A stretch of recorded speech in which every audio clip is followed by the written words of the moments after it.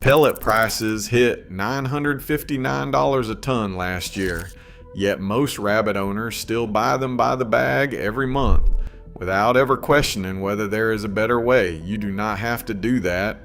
There are 7 specific rabbit breeds built with the gut architecture to reach 12 pounds on zero commercial feed. And this is not just theory or a dream for the future. These are breeds that real stockmen are running right now on forage that costs almost nothing once you have your system in place. Make sure you stay through the full list, because at the end I am going to walk you through the exact 8-week transition protocol to move any of these breeds off pellets completely without crashing their gut. Breed 1, Giant Chinchilla. The Giant Chinchilla is the only rabbit on this list with a proven track record of hitting 12 to 16 pounds on high fiber diets without needing grain concentrates. You're not fighting against a genetic ceiling here, because those numbers are the standard adult weights for a well-managed heritage line. Males usually hit 12 to 15 pounds while the females run 13 to 16.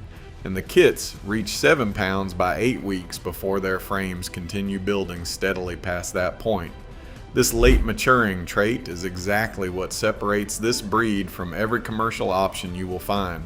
While New Zealand whites peak early and then plateau, the Giant Chinchilla keeps filling out because it builds a skeletal frame first. When you run them on a mulberry and alfalfa rotation, a process called compensatory growth kicks in during high forage seasons and pushes final weights well past the official standards. This is not a fluke. It is the system working exactly how it was designed to work. Because this breed carries a threatened status through the Livestock Conservancy, most people overlook it entirely, and that is where you find your arbitrage. These genetics were preserved specifically because they did not fit into a commercial pellet-fed confinement model. Once you move them onto forage, the entire math of the operation changes in your favor. I want to give you one honest constraint. If you're working a small property with tight hutch space, the Giant Chinchilla needs more room than a standard meat breed because the physical footprint of the animal is significant. However, a 60% dress out on a 14-pound animal justifies that extra space calculation very quickly. The silver fox was originally developed in the United States for cold climate hardiness, and that dense fur coat is more than just a pelt asset. It serves as a metabolic signal because breeds built for the cold run a slower energy burn rate, and that physiological trait translates directly into forage efficiency.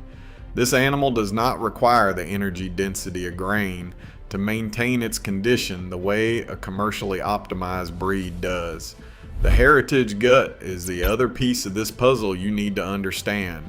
Silver fox lines were never put through the intense selection pressure of pellet confinement that reshaped the gut microbiome of the New Zealand white.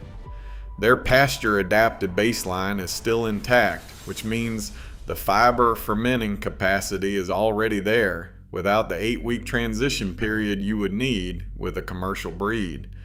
You should know that active breeding lines for the silver fox are currently very thin.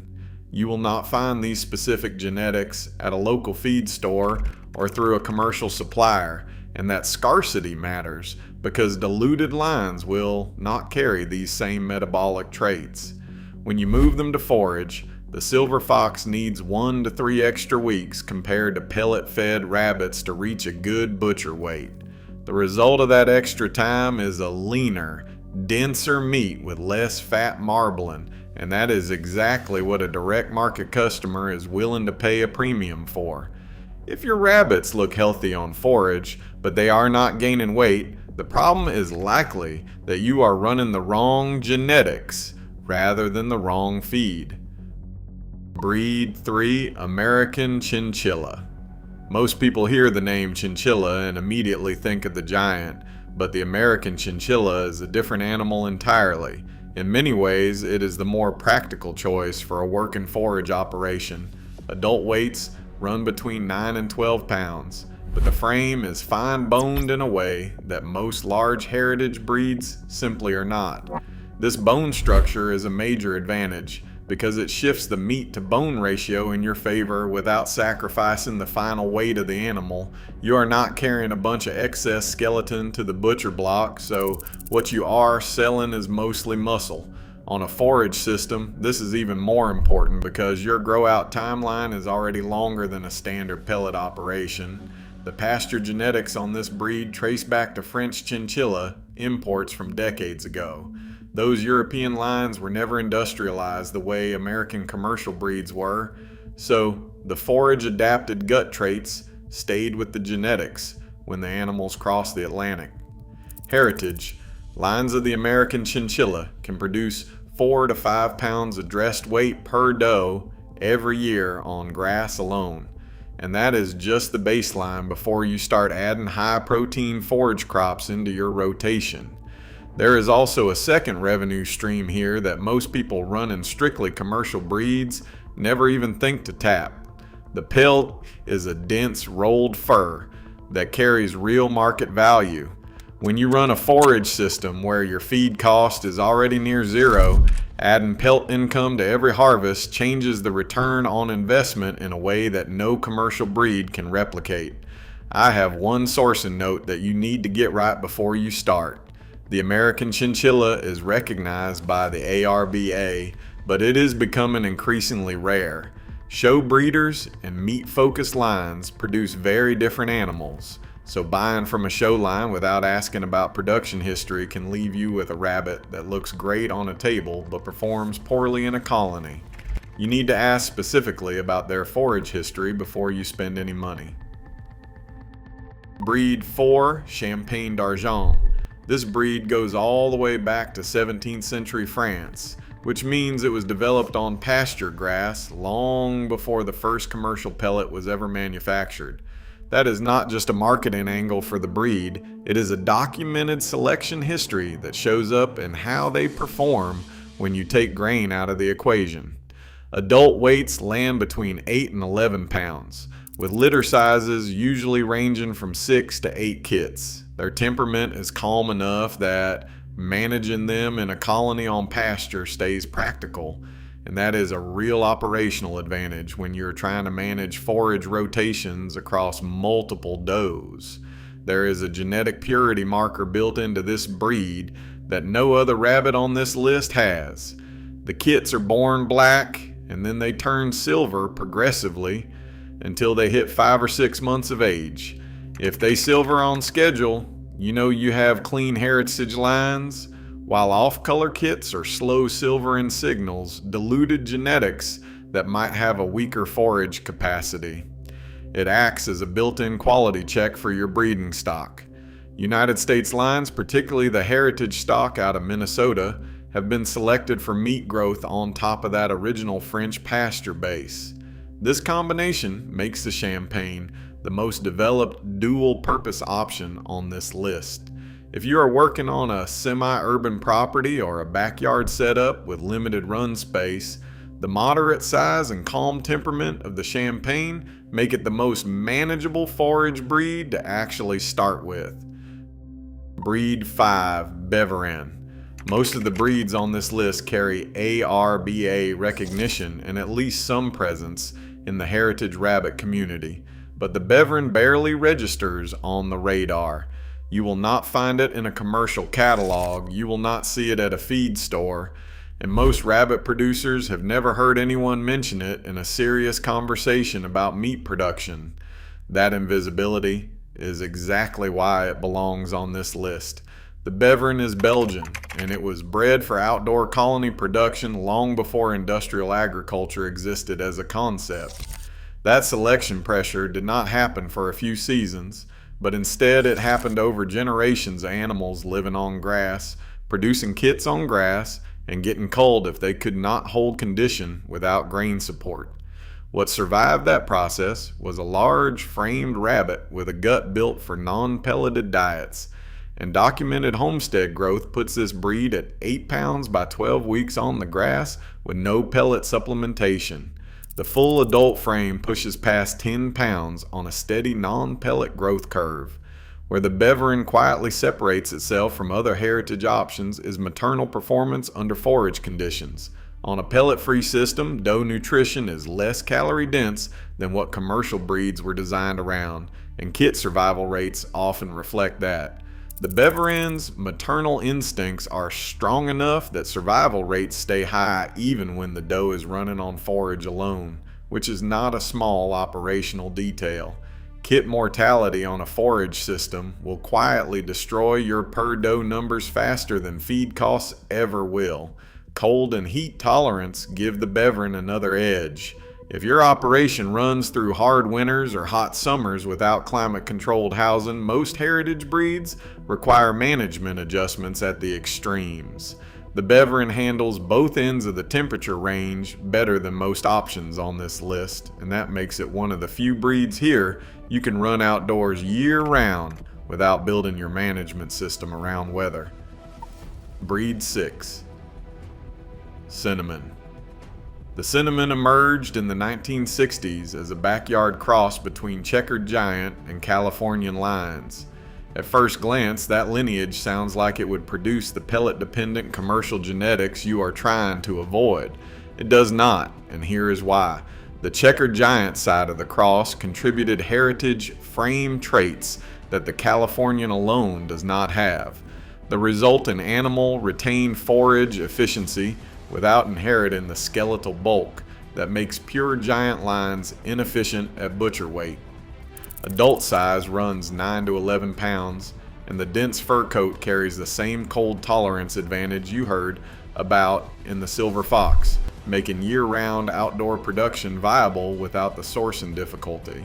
The hybrid origin also gives the cinnamon something purebred heritage lines do not have, which is hybrid vigor. The immune resilience and feed adaptability that come from that crossbred foundation mean this animal handles dietary variation without the microbiome sensitivity you would manage in a more genetically narrow line. Litter sizes run 6 to 8 consistently. The temperament is manageable for small operations, and the mothers are reliable. If rare heritage stock is not in your budget right now, the cinnamon is where you start. The forage genetics are real, the sourcing is easier than anything else on this list, and the production numbers hold up. Breed 7, the New Zealand Red Heritage Lines. Most people searching for New Zealand rabbits find the white and stop there. That is the commercial line, the one optimized for pellet-fed confinement, and the one that built its reputation inside the industrial agriculture system. The Heritage Red is a completely different animal, and it has been hiding in plain sight the entire time. The New Zealand Red predates the white. It carries pre-commercial gut genetics that the white was specifically bred away from during the push toward fast confinement growth on grain. What the red retained is a cecal microbiome that handles dietary protein fluctuation without destabilizing. On a seasonal forage system, your protein availability shifts, which means mulberry flushes in summer, alfalfa production cycles, and winter forages drop in density. A commercial breed's gut struggles with that variability, but heritage reds show lower enteritis rates on pasture and stay resilient through those seasonal swings because the gut was shaped for exactly that input pattern. Adult weight runs 9 to 12 pounds with litter sizes of 8 to 10 kits, which are the largest on this list. That litter size changes the per doe revenue calculation more than almost any other single variable in a forage operation. More kits per cycle on a near zero feed cost is where the math starts, compounding in your favor. Pure heritage red lines do not come through commercial suppliers. You need preservation breeders, and you need to ask specifically about forage history and the lines they are selling. The genetics are out there, but finding them just requires going a level deeper than a catalog search. Zero-Pellet Transition Protocol. You can source the right breed, build the forage system, and still crash your colony if you move too fast on the feed transition. The cecal microbiome needs time to shift from a grain-adapted bacterial profile to a fiber-fermenting one, and that shift does not happen in a week. Weeks 1 and 2, you are running 75% pellets, with 25% unlimited Timothy hay. The hay starts introducing high cellulose fiber before you pull any grain out. Add 1 tablespoon of apple cider vinegar per gallon of drinking water daily. This is not folk medicine because a 2016 study in World Rabbit Science found apple cider vinegar supplementation improved feed efficiency and growth rates while reducing fat content. The mechanism is pH, with healthy cecal pH between 5.8 and 6.8, and the acetic acid in apple cider vinegar helps stabilize that range while the microbiome starts adjusting. Weeks 3 and 4, you move to a 50-50 split and introduce your first forage crop, either alfalfa or mulberry. Watch fecal output every single day during this window. Firm, round pellets mean the microbiome is adapting on the schedule, but soft, misshapen, or reduced droppings mean you are moving too fast. Weeks 5 and 6 flip to 25% pellets and 75% forage. This is where you add compound probiotics at 0.5 grams per kilogram of diet. Lactobacillus acidophilus strains are what you want. Research on New Zealand. White rabbits showed compound probiotics improve feed conversion ratio and crude protein digestibility, and increased villus length in the cecum, which directly improves nutrient absorption from forage. You are not just feeding the rabbit at this point, you're actually building the gut. Week 7 onward, pellets are gone. Free choice, high protein forage rotation takes over. Mulberry at 20 to 25% crude protein is your primary driver, and alfalfa at 17% fills in the gaps. Comfrey is limited to once or twice a week because of pyrrolizidine alkaloid content. Rotate the crops, and do not let any single forage dominate the diet long term. Full cecal microbiome adaptation takes up to 2 months. Your grow out timeline will run 1 to 3 weeks longer than pellet fed rabbits. The trade-off is leaner meat with better omega profiles and a feed cost that drops to $27 a month after year 1 compared to the $340 you were spending on pellets. Know your warning signs. Appetite dropping over 2 to 7 days, droppings turning scant and dry, hunched posture, or teeth grinding all mean you need to slow down immediately and return to a full hay base. GI stasis moves fast, and it is life-threatening if you miss the early window. The break even on the forage setup hits in 3 to 4 months. After that, a monthly savings of $313 runs indefinitely. If you put the wrong breed on the right feed, you are still going to fail.